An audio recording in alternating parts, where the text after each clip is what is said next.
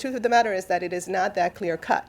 It is not something that you can just predict, or that, if we decide, which maybe we will, raise school impact tax or something like that, that's just a drop in the bucket in terms of the problem that we have.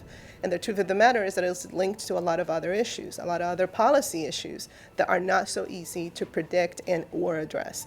And so to the extent that all of us sit around a table and say, because this is who we are, and because we know that Montgomery County Public Schools is not the school system of 30 years ago, and because we know that not only do we have an overcrowding issue, but we have many challenges out there too, with this achievement gap, with the supports that we can give these children on the education and program side, we're going to have to, I think, work overtime and to come up with extraordinary solutions.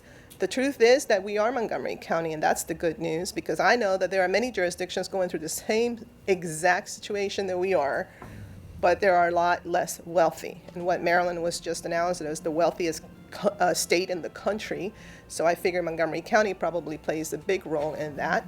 And so if we can't figure it out, we're in trouble, and the nation is in trouble. So I just say that because this is not a one-dimensional issue. Yes, it's been creeping up, but again, it was just last summer when when I raised this issue at COG, I was told that our own Mr. Firestein said that the county didn't have an issue with the children fleeing violence, that we would be fine. And then when I get this other briefing, and I'm told that now we have portables at Rocking Horse to process these children. We have open 5 METS classes. Well, these are children. These are in those 1,500 children that we were not even expecting a year ago. So I just want to lay the foundation around the fact that we have to get real also in terms of what we're dealing with. And lo and behold, again, these are not the parents that we're hearing from necessarily when we go to the PTA meetings around the county, but they are parents that also hope and wish and expect a decent facility for their children. So let's get to it, and let's work on this in a productive way. And I'm excited about it because I'm optimistic. I think that when we all put our heads together and we decide that we want to do something innovative, we always do it. I think this is a very, very important conversation, and I hope that it will be an ongoing conversation. As chair of the Fiscal Policy Committee, I just wanted to also connect the dots in terms of where we are with our debt service.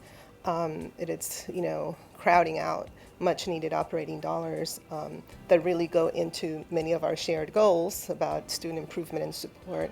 So as we look into this very important challenge of school overcrowding, capacity, et cetera, it is not really, it's no joke when we talk about our fiscal constraints. The reality is that our spending affordability guidelines for our capital expenditures and our bond capacity, we're pretty maxed out at this point. And I think as we do our trek up to New York every year, this issue of our debt service and the size of it is one that we are monitoring very closely. So I'm a firm believer that through these types of conversations and exchange of ideas, and I'm really glad that our planning department is here, that we can find some very innovative, I think, solutions to this ongoing problem that at one point we thought was just going to be a blip in the radar, but it now has become sort of the new normal, that every year we're experiencing more and more students enrolling into our high quality school system. It's really important, I think, to the credit of OLO as well as council members, council chair, committee chair Rice, as well as the leadership in the school system, to explore these options and to perhaps look into some long-term also, ways that are a little bit different from what we have done so far, so we can sustain what we're trying to do. So thank you, everybody, for all the very hard work, and also the collaboration and the tone of collaboration. I think it's so productive and so important, I think, to our taxpayers. So I wanted to point that out as well.